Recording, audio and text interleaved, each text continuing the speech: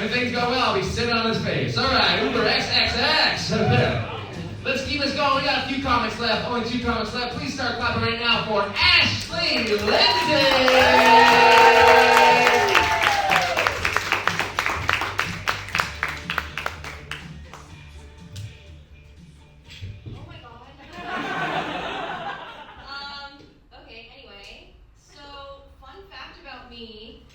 I'm not really good with kids, and this surprises a lot of people when I tell them because I do kind of carry myself and navigate this world like that of a Muppet.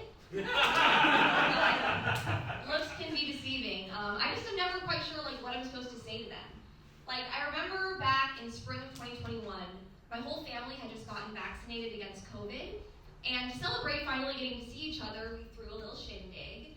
And I was sitting across the table alone with my cousin's daughter, who I think was 3 or 4 at the time. And it was so awkward because neither of us were talking. And finally I'm just okay, Ashley, you're the adult, you gotta break the ice. And so I just go, so, how's the pandemic treating you? And you guys are never gonna believe this, but that didn't work. We didn't really hit it off after that. Funnily enough, though, now I work with kids all the time. I recently started working for a company that partners with elementary schools to teach kids that science is really cool and fun. And it's actually quite precious. I am Bill Nye. But words cannot describe how underprepared I was for the shit that comes out of these little monsters' mouths. Okay? I remember, I used to think teachers were weird as hell for beefing with students. But now I fully get it. Some of these kids, I'm yeah, I want bad things to happen to you. Some of them, though, are actually just real as fuck, and I really appreciate that. About a month ago, I was working a spring break science camp with a bunch of 1st and 2nd graders, keep that in mind. And we were obviously spending a lot of time together, hours at a time, several days in a row. And they want to learn more about me, obviously. And at one point, this little girl goes, do you have a boyfriend? And before I could even decide what would be appropriate to answer such a personal question like that, this other kid goes, no, she probably has a girlfriend.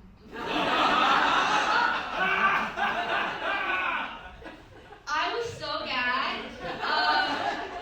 Like I said, yeah, kids clock that tea when they see it. They took one look at this haircut and they were like, I know what you are.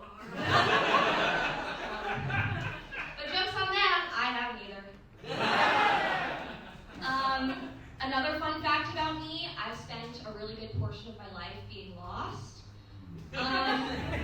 Just not totally knowing what I'm supposed to be doing, what other people are doing, and just what's going on in general.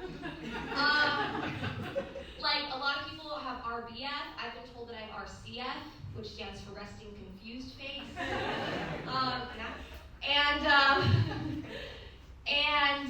Yeah, it was, I don't want to be dumb, right? So I do a lot of things to try to combat this.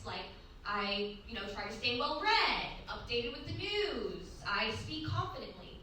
But a lot of times that confidence goes a little too far, and I have a tendency to say words and phrases that I don't actually know the meaning of. There's several examples of this, but the most egregious one happened when I was in high school. I was watching RuPaul's Drag Race, like you do, and it was season 7, so Ginger Minj was talking, and she said something that was so funny. I obviously didn't know why it was funny, but I knew it was gold. And at this point in my life, my favorite way to get cheap laughs was through my silly lingo and catchphrases, so I was like, yeah, I'm definitely adding that to the arsenal, for sure. And so, let me just give you an example. I just thought this was something you said when you were excited. Let me give you some examples of how this would go down at school. Hey, Ashley, you want to get McDonald's after school? My treat. Dude, are you serious? I'm literally going to flood my basement. Thank you so much. Or I'll give you one more. Dude, did you hear the test got postponed? Let's fucking go, dog. I'm about to flood my basement right now. And this went on for a while until finally I said it in class in front of a teacher who I had the hots for, mind you. And at that point, they were just like, okay, yeah, this must end. We need to put a stop to this. I know based on the stories I've told so far, this might be kind of hard to believe, but I'm a little awkward when it comes to dating. I know I don't really give off that vibe. I seem kind of, effortlessly chill and cool and normal, but like I said earlier, looks can be deceiving.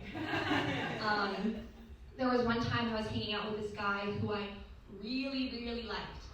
And we were just chilling in my room, nothing was really happening, we're listening to music.